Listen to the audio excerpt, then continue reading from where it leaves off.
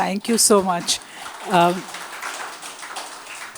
Good evening, everyone, and I'm so glad to be back at DAG for this talk and to again another amazing exhibition, because this exhibition on company art, which I hope that you all have seen more than once by now, is a great occasion to be speaking on this subject. Now, I do understand that I was just talking about why I should be speaking about something like this, because I'm not an art historian. And certainly, for a long time, I think historians left things like visual sources to the art historians to talk about. And I feel that I think we should, more and more historians should be feeling confident enough to look at visual sources, to talk about them, and maybe even try to interpret them, because they will have insights that are slightly different probably from what art historians have, because they may not know about art, but they have other kinds of backgrounds. So this is a very tentative foray into this area by me. I don't usually do this, but I did have, when I looked at the paintings that were on display in this particular exhibition, and from what I've seen of Mughal paintings of earlier periods, it did trigger some thoughts based on what I know about the history and of that period. So here goes. Now, it's only one aspect, which is how buildings were pictured, how buildings were depicted. In the company period, of course, that's the theme of the exhibition, of a part of the exhibition. But I would like to make some connections with the earlier period. How exactly are we seeing a transition taking place from Mughal depiction of buildings in an earlier period down to the company period? So if we look at, for instance, the Akbar period. I'm going to zoom into this in a bit, so those who are at the back hopefully will be able to see the detail a little bit better. This is an image which is an illustration for the Akbarnama. Now, the Akbarnama by Abul Fazl is the chronicle of Akbar's reign, and it talks about various events in Akbar's life, and copies of it were made which had these beautiful illustrations. But basically, they are illustrations to talk about the text, to illustrate the text. So they are paintings which have a lot of action. They show a particular event, what happened there. They have a little bit of text written on the painting itself. And of course, it accompanies the written pages of the book. Now, if you look a little closely, and the reason I have chosen this particular images, this is the upper part of the image. I hope that I'm not blocking your view over here. I'm okay? All right. So if you look at this particular image, this is an event in Akbar's life. It happens fairly early during his reign, when he was still in Delhi. And he's in the place in front of the Purana Kila. You know that place which is the Khairul Manazil mosque and madrasa, uske samne wo Sher Shah ka gate hai with there are these shops, a row of shops and all that. And that is where this action takes place. What happens is that Akbar is returning from a hunt, I think. He's returning from a hunt, and then an attempt is made on his life by somebody standing on the roof of the Khairul Manazil mosque. So standing on top of the roof, a man shoots an arrow at him, which actually goes into his Akbar's shoulder as well, though it is not a very serious wound eventually. But this is the action that is happening. And the setting, we know very specifically what that setting is because those buildings still are there for us to be able to compare. And if you look at the details, you will see the kanguras, you will see what looks like a very credible kind of Mughal building of that period. It's an Akbari building, it is covered in red sandstone, it has these little kangura battlements, at the top, these little shapes like that. There is a little chhatri over here. The doorway is here. There are all sorts of inlay work, etc. These are the shops also. The shops where, because there's a market in front, and the shops where you have people selling cloth. Now, the interesting thing is that while we know that this is that particular place, because we know that this is what is depicted over here, this is the incident, and that was the location. Really, if you look, it would be very hard for us to, by looking at this, say that this is that place. And it's not just because it has changed, but because of the way these kind of depictions used to take place. So the buildings are just settings. And some of that setting can be imagined also. The way the embellishment is made, it is of a building of that period, but may not necessarily be that building, and all the details may not be. There's not a lot of attention to that kind of detail, to be faithful to that space. And of course, all the other aspects of Mughal painting, which is that the perspectives are all over the place. You are trying to show in that same two-dimensional space, you're trying to show all sorts of different areas, different times also. So those are conventions of Mughal painting, which I will not go into right now. But suffice it to say that it is not a realistic, it's not as if it's a photographic kind of image of what is happening in a place that is instantly recognizable. So this was the idea of depiction of buildings. They are not the subject of painting, and the painting is the tasveer. Tasveer. And tasveer, I think language is important also. We need to discuss language when we talk about art. We need to talk about how the Mughals themselves spoke about. By Mughals, I don't mean the dynasty. I'm talking about people in the Mughal period. Spoke about painting, how the painters themselves referred to these paintings. And I'll be coming into that a little bit more as we go on. So this is the kind of depiction of painting that is happening in the 16th century under Akbar. Another thing that is happening under Akbar, and this is a deviation from the theme of how buildings are depicted, there is another kind of image that is being made, which is not specifically about events that are happening and about the action around events. This is a different kind of painting. This is a Akbar had a series of paintings made of prominent people in his empire.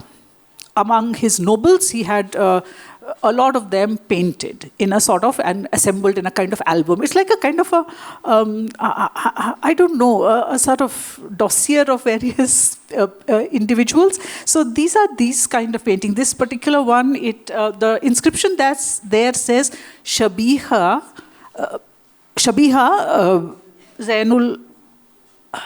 Zain Khan Koka, sorry. Shabiha is portrait. It's a portrait. It's not a tasveer in that sense. Tasveer, I like to think of tasveer also having to do with tasavvur, which means imagining something. Yeah? It helps you to imagine to an event, helps you to imagine a particular setting. It's a conception. It's a representation. This is very simply a copy. It's a portrait, which is its aim is different. It's not talking about an event, it's not talking about any action happening, it is just documenting a particular individual. And this kind of visual documentation was a thing that began of people in Akbar's time. Now we come to Jahangir. And Jahangir's paintings are very interesting, Jahangir era painting, because there's a lot of interesting things happen, which is the allegorical painting, etc. I'm not going to go into any of that because that is not the part of, it's not what I want to talk about in this particular context. I'm again talking about here representations of buildings, how buildings are being represented. And this is an image, I will zoom in a little bit, so you will see the details, hopefully, that I want to show you. This is an image of Jahangir in a darbar.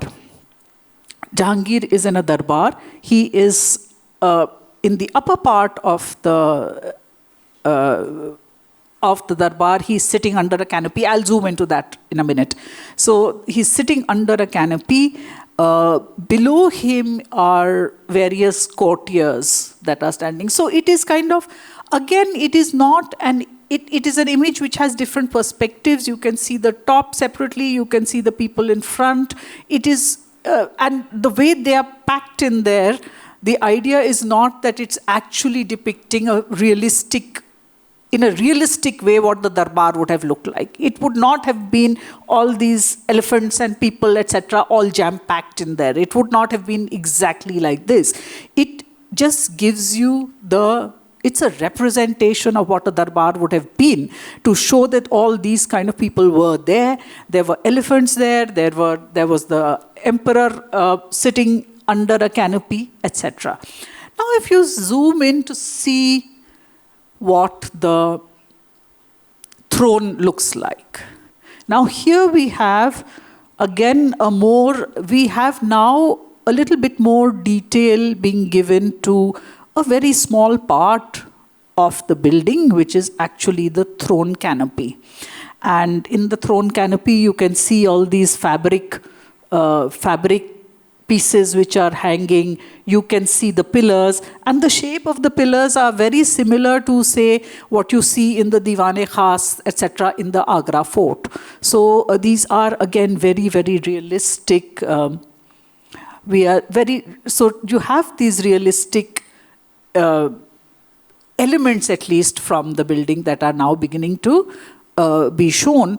Whether or not they actually depict actual pillars and can you relate them to it, it is difficult, mainly because also a lot of Jahangir era buildings, for instance, in the Agra fort, are now missing because Shah Jahan replaced a lot of buildings of that period. So we can't often say. But one interesting feature is that there is a painting on the wall here.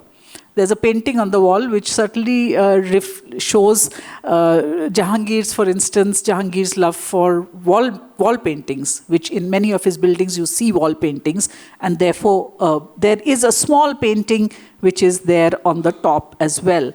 But as I said, and you can see how there is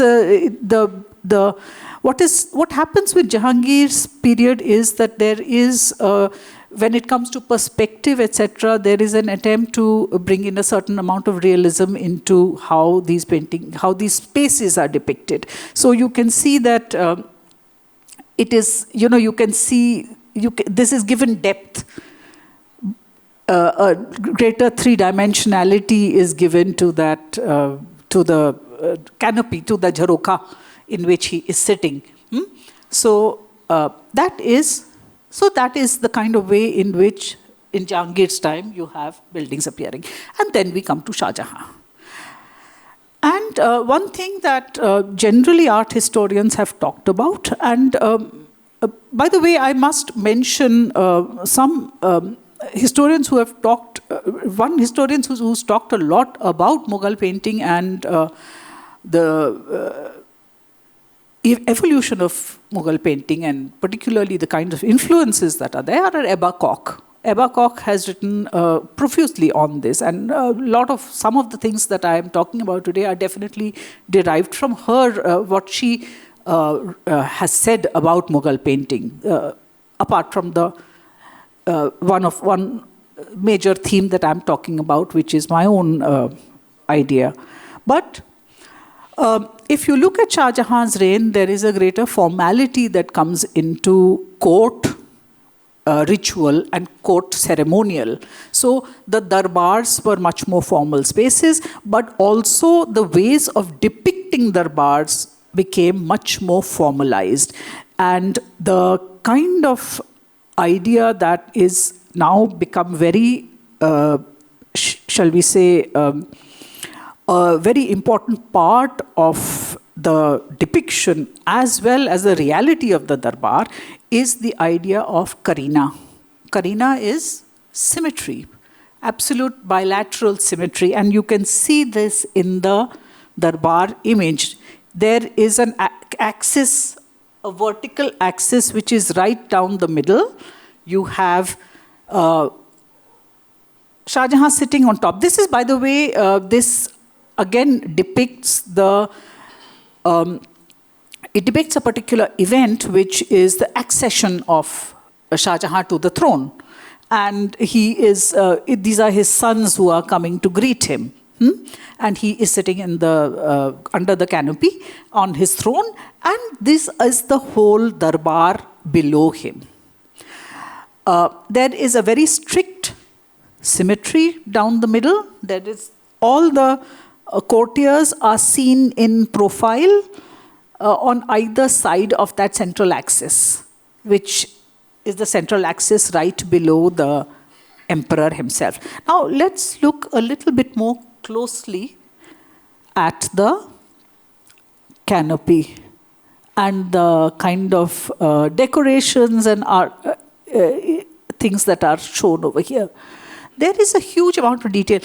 This is, of course, one thing that everyone who has actually studied Mughal miniatures, Mughal paintings will realize. There is an incredible amount of detail in very small space. You know, these artists, the way they worked, I mean, some of those details can only be seen when you blow up the painting enormously. And you can see a lot more detail. For instance, there are actually an inscription running down on the wall, which is otherwise not visible from a distance, right? But anyway, this is, now here, one thing that has happened is, there is not only symmetry in terms of that karina, but there's the point of view is a full frontal view, absolutely straight frontal view. Of course, all the people are in profile. The people are all in profile, including Shah Jahan, his sons, his all various courtiers, etc., all in profile. There are imagined elements here also. There are imagined elements. Again, the imagined elements are some allegorical themes. So the allegorical themes are, there are two lions between which a sheep is sitting, a lamb is sitting, which shows peace and peaceful coexistence. That was a major kind of ideological, shall we say, a statement that Mughals, particularly from the time of Jahangir, were making through their paintings. The idea that peace is represented through peace, which is the result of peaceful Mughal rule, is represented through prey and predator sitting next to each other. And then there are these holy men, again, which show that, that Shah Jahan has spiritual support from various holy persons.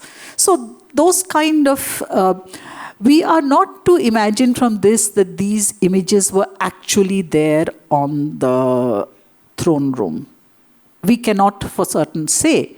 Of course, these things are very important to, are impossible to disprove, but we can imagine that this is not necessary that these were actually painted there, but these were, again, given they were put there in order to emphasize the kind of rule that is now envisaged under Shah Jahan.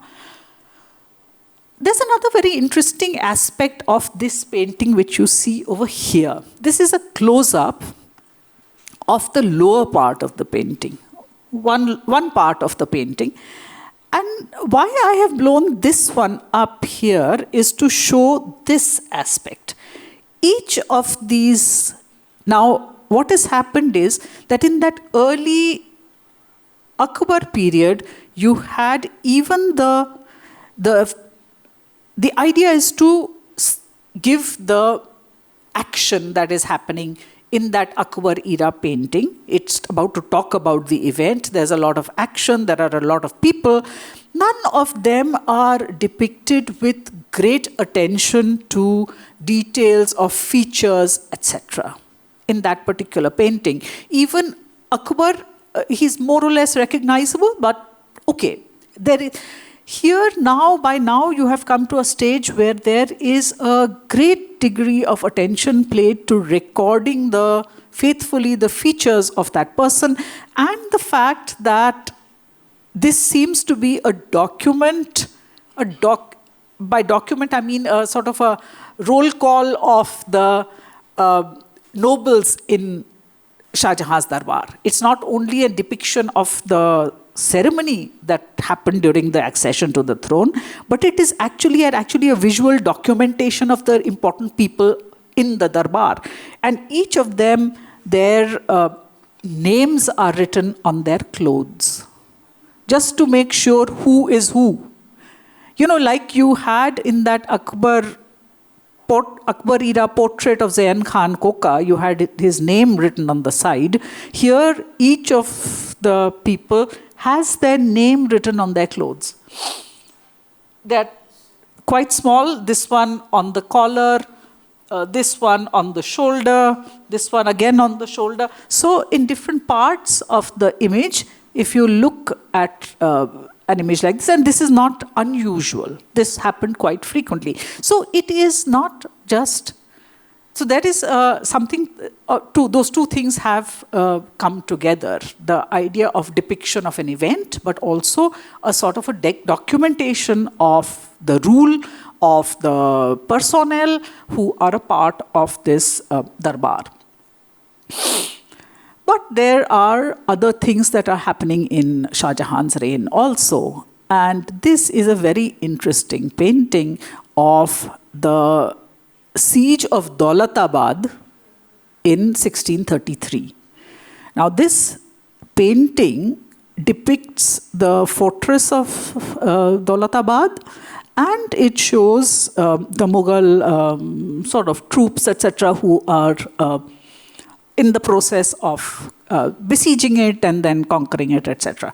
So what is interesting is that this is a very different kind of depiction of a bigger space than the Khairul Manazil image. It's very different because it literally shows in quite some detail. There are multiple kind of perspectives. So in the sense that on top you see a kind of like a profile of that, the top of the hill, that. And then laying out in front of it are the walls of the fortress. Let's have a look closer. No, sorry, I don't have a closer view of that. But that, basically, it shows you all the walls. And this was, Ebba Koch again tells us that these were based on similar kind of European trends in depicting aerial views of places. So what the aerial view enables one to do is to depict a space with more kind of accuracy as to show the different layers of the fortifications, the bastions and all, etc. It is interesting that in the Mughal record, and this image has been talked about in the Mughal record, which refers to an image like this as the Naksha-e Daulatabad. So that it's a Naksha. It is more than a tasveer.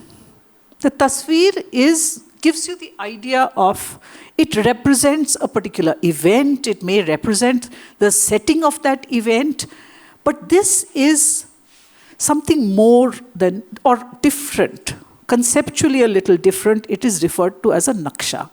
And Naksha, of course, means a plan, a map.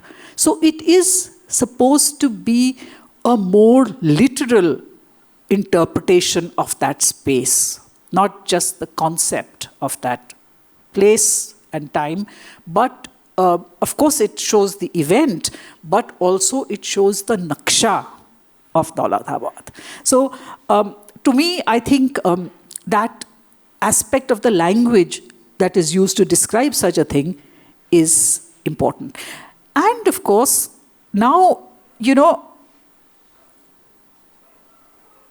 that is, sorry. Sorry. I have just pressed the wrong button. Now, this is very much, this is a Mughal era painting. This is a Shah Jahani era painting. And this is a early company painting. It would be classified as an early company painting. It would be early 19th century. And you can see the same kind of depiction is actually happening. There are great similarities between that. So, I mean, where is it shading into, Mughal is shading into company art? I mean, I'm not talking of it from an art critic's point of view or an art historian's point of view, but I'm talking about just how it appears to us, different elements of it appear to us. And this is a scheme of, this is supposed to depict Agra Fort, the Agra Fort. What I find interesting, of course, is again the language that is used, because there's a small legend over there on top, which is, captions the painting, and it captions, it is Naksha-e-Kilae Akbarabad. Now, of course, one thing that is very different between this one and the previous image is that still was depicting a particular event, which is the siege of Daulatabad in 1633. This one is just the place itself is the subject. The fort of Agra is the subject here. And that is one major thing I feel that characterizes company art, where buildings and fortresses, etc., become the main subject of, and the only subject of images. It's just a Naksha-e-Kilae Akbarabad. Akbarabad was the Mughal name for Agra. So this is what it is. It's a Naksha. It is referred to as a Naksha, as a plan, as a map, not as a painting, not as a tasveer, which is conceptualized, which is an idea. And the other thing that is interesting about this, which you can see in a more blown up version, that if you look at the details, all the little buildings also have captions. So they are all labeled. Their names are written next to them. Almost like that Mughal miniature where you saw all the noblemen's names written on their clothes. These are being depicted like this. Each of them have names, have the names of the buildings. So this like says Musamman Burj on top. Musamman Burj, that, the Jharoka-e-Darshan, etc., that 8-sided tower on the top. So that is, to me, that is quite telling, that when I compare it to the fact, it is a documentary record. Earlier, those kind of documentary record was restricted to people, to nobles who are being documented. It's almost like, as I said, a roll call of the grandees of the empire. And here now we have buildings that are being depicted in that particular form as Naksha, but also as that it's almost as if that concept which was applied to people is now being applied to the paintings in this fashion. Naksha, by the way, was also, Naksha literally means a map also. So this is seen as a Naksha and not a tasveer. And again, Naksha also was there are route maps that exist. There are other maps which show spaces and specifically show routes, i.e. Roads and what is on either side of them. And you have this map from the 1770s. So technically, it was commissioned by a Frenchman, Major Polier, and it shows that road that we now call Chandni Chowk. This is the Chandni Chowk, the 8-sided octagonal chalk in the middle of the road. In the center of that is a small octagonal pool. There are trees on the sides, and there are buildings. Now, I'm afraid that you may not be... Okay, I've zoomed in. Right? So now if you look at it, I hope that at least some of you can see this, but let me describe it to you. So when we look at maps, in fact, we are getting back to that now, because Google Maps often on the map format will also show a small icon of a view of that particular place. So here what is happening is that you are shown the street, you're shown the plan. You're shown the plan of the street, you're shown the plan of the chalk, but you are also shown the elevations of the facades of the buildings, the facades of the arcades. All of these are also being shown. So this is the strategy which is used to depict this kind of, to show a space. So it is, the Naksha format includes this kind of showing frontal elevations of all the buildings which you will... I think this kind of map is so useful. I mean, think about it. When we follow a map, if we were to have just a street, this is the street you need to follow, this is the building you'll see on your right, this is the building you'll see on the left, and they are all also helpfully, the major buildings are also helpfully labeled. So you can, as a navigational tool, I would imagine that it would be very helpful. But anyhow, this is the kind of Naksha that is being made in the 1770s. This again is part of that same collection of maps. It shows the area in front of the Red Fort. Red Fort leading to the Chandni Chowk street, and all sorts of different, and here again you see that the buildings, all the elevations are shown. It's not, European cartographic practice is not being used. There's no top and bottom of the map. It's in every direction. So anyhow, you can see this a little bit more in detail. Many of these buildings were demolished after 1857, but this one at the bottom shows the Lahori Darwaza. Lahori Darwaza is there, the bastion is there, all the walls of the fort are there. This is the, the canal which is going from here. There's a Gulabi Bagh which is labeled over here. Haveli Malik Pira is labeled over here. There are all sorts of things. Anguri Bagh is also labeled over there. So there are all sorts of labels which tell you about various... so this is a Naksha proper. But a lot of attention is paid to how the buildings are depicted. Now, of course, a lot of these buildings now are demolished. We don't know what they look like. But certainly the gateways of the Killa and all are quite realistic looking. So it's a Naksha which has all these details. And then from that, we make a transition to this kind of company art proper. This is a part of this exhibition as well, so you can go and have a closer look at it again. But this is Agra Fort. And you can see, of course, here the purpose is just to depict Agra Fort. But again, the strategy is very much that full, a straight, flat, almost two-dimensional image of the place, of a particular building. The building is now the subject. In fact, this one is so much so that even the people there are minimal. There's just one little figure standing in front.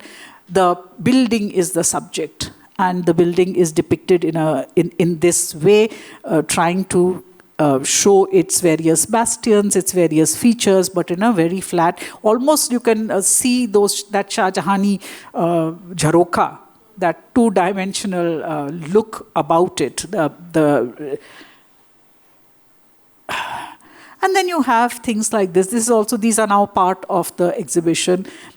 Chini Ka Burj. Chini Ka Burj is there in Chini Ka Roza, it is called, is there in Agra, on the same side, on one of the gardens next to, on the same side as Itmad-ud-Dawla. And Chini Ka Roza, this is by two different painters. Now here, again, you see that it is almost as if, think of that noble again, Zain Khan Koka being showed on a flat. And the idea is Zain Khan Koka is shown with no context. He's shown on a blank, it's almost like a kind of a mugshot. It's against a blank background, focusing on what he looks like in great detail to show that. And it almost seems that kind of portraiture, the ideal of portraiture, by the way, Naksh and Naksha is about delineation of, very exact delineation of your image also, and of your face, of the form. And this kind of thing which has very little context. It's not as if it's set in a landscape. It is just recording the building. And this has a little bit more. It has these bushes, but eventually the subject is the building. However, again, there is one interesting thing that you will realize. When you look at the details, if you look at the details of the painting, and if you would like a closer look, do go and have a look at the painting again on the wall more closely, because both these paintings are hanging up there. You have so much detail as to the surface decoration of the textures, the colors, etc. So much detail is there, but they're different. What does that mean? So, again, the idea is that though on a superficial level you see that this is an attempt at an exact representation of a building, eventually, not really. There is an idealization that is happening, which is, again, I suppose, a hangover from the kind of earlier eras of depiction of buildings where they suggest the space, but they don't necessarily have to be that space in all the details. So that is an interesting sort of... it's interesting. I mean, I'm just wondering how, what would lead to that kind of... Idealization is not simply there in terms of... Sorry, let me just have a quick look at the time. Yeah. Idealization is not there only in terms of, say, the surface decoration. First of all, one thing that, if you look at Chini Ka Roza now, you know how many of those tiles have fallen off. It is quite likely that even when these paintings were being made, these paintings are being made, I think, if I'm not mistaken, in the early 19th century. Quite a few of those tiles might have fallen off. So it's not as if all the tiles were there in such a uniform manner. So it is an idealization. And the idealization is also there in things like layouts. This is another company era painting which is a part of the British Library collection, and it shows the Red Fort. And for those who are familiar with the Red Fort, you will realize that it is not. It has one major flaw in it. There is a carina that has been imposed on it, a bilateral symmetry that has been imposed on it, which is not there in the actual fort, which is that the Lahori Darwaza, which is right in front, is in sort of absolutely clear line can be drawn through it to the Musamman Burj and the Jharoka-e-Darshan. That is not there in reality. The Musamman Burj is off this axis. It's the Rang Mahal, which is in line with this particular axis. So this is an idealization. It gives you the idea of a naksha, that it represents actual space. And a lot of things are depicted in great detail. You can see the various courtyards, you can see the buildings, you can see some people around there. Again, the idea is to depict the space, but again with a bit of a hangover from an earlier period of an idealized view of that space. Almost as if this was, again, Shah Jahan's Darbar, which shows that by a very symmetrical space, which every noble facing each other in absolute profile, which was not it's not realistic. While at the same time, delineating the features of the individuals in a very, very precise manner. So,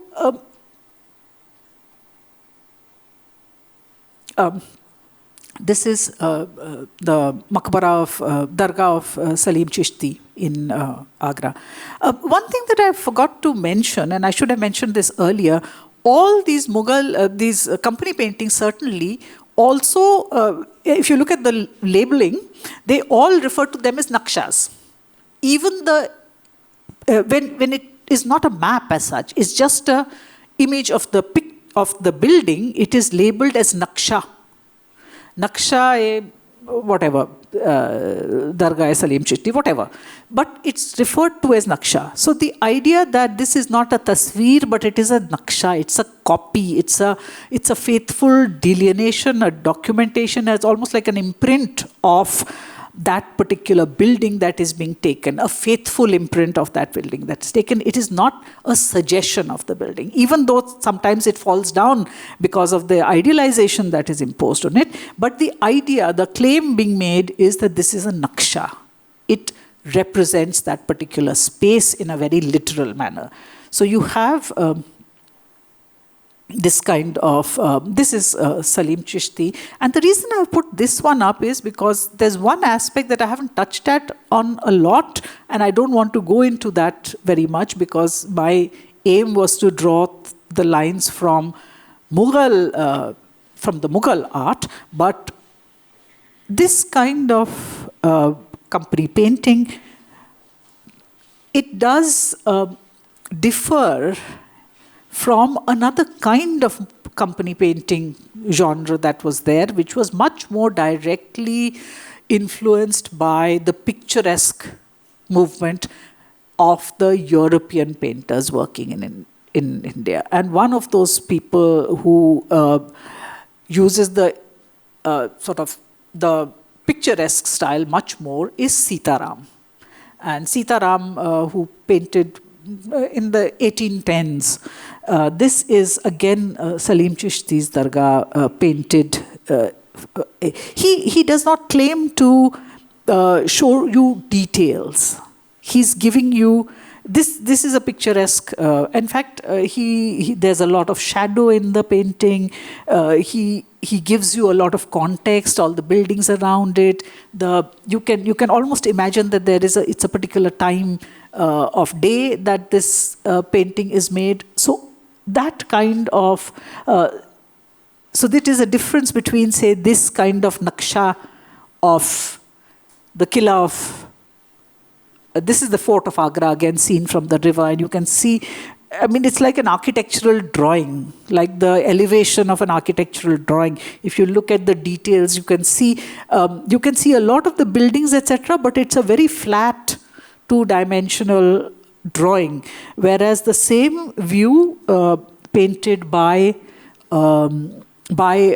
Sitaram shows you a lot more depth. You can, from the kind of point of view that he shows you a lot more depth. You can see the bastions of and the different layers of fortifications of the Qila. But you can also see the buildings behind. You can see the different varying heights, and there's a lot more depth in that painting. You can see the foreground, how the foreground is painted, again gives you that idea of depth. It gives you the idea of the river behind it. So these. And then, of course, there are some which are so, which look almost like as if they are taken from the kind of European picturesque paintings that were made of important monuments like the Qutub Minar. So there were some. I have not projected them, but there are some. For instance, there were company paintings which were made of Qudsiya Bagh, which are almost a total copy of Daniel's image of Qudsiya Bagh in a very the picturesque kind of depiction. But the Naksha style, the Naksha category of paintings, I think we should look at that as a category of its own, and a category that has its roots going back to some aspects of Mughal art. So I will end over here. I would be happy to take any questions if we have time. Thank you.